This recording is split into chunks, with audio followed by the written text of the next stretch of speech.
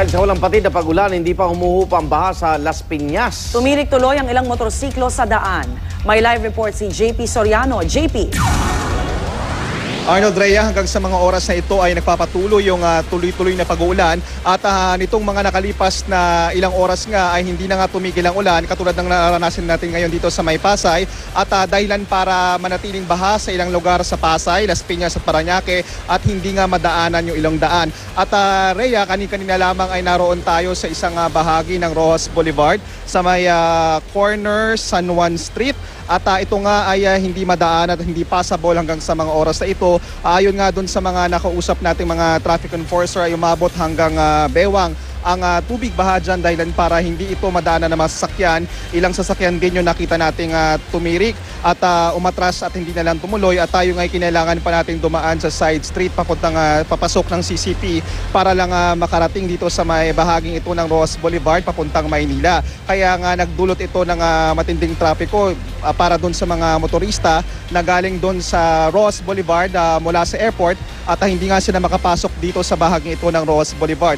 At kanina naman sa ating pag-iikot sa ilang bahagi ng Las Piñas katulad ng dyan sa may Pulang Lupa ay napakalakas ng ulan at ilang mga residente ang nakita nating sinuong pa rin yung baha na umabot nga hanggang tuhod, hanggang hita pero sila ay nagpilit pa rin dumaan at pero ang ilan sa kanila ay napilitan ding bumalik dahil malakas daw yung agos ng tubig doon at sila ay nadadala na at delikado na para sa kanila.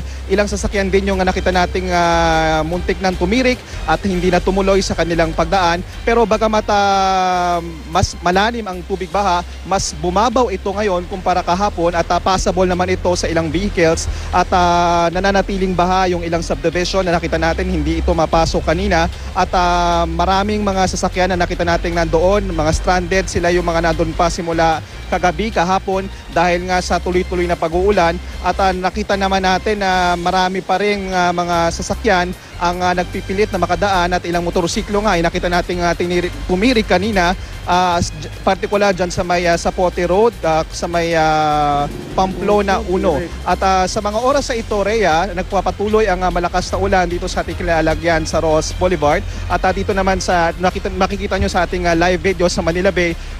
Bagamat hindi pa naman umaapaw yung tubig mula doon sa Manila Bay dito sa may sa creek dito sa Roxas Boulevard ay napansin nating mas malakas na ito kumpara kaninang umaga kaninang madaling araw ng bahagyang o sandaling tumigil ang pag-uulan at hanggang sa mga oras sa ito ay nananatiling baha sa ilang bahagi ng Roxas Boulevard. Kaya payo sa mga motorista kung mag-ingat at maghanap na ho ng mga daanan para hindi na ho kayo ma-stranded. At yan muna ang latest mula rito sa Roxas Boulevard. Balik muna sa iyo, Rhea, Arnold.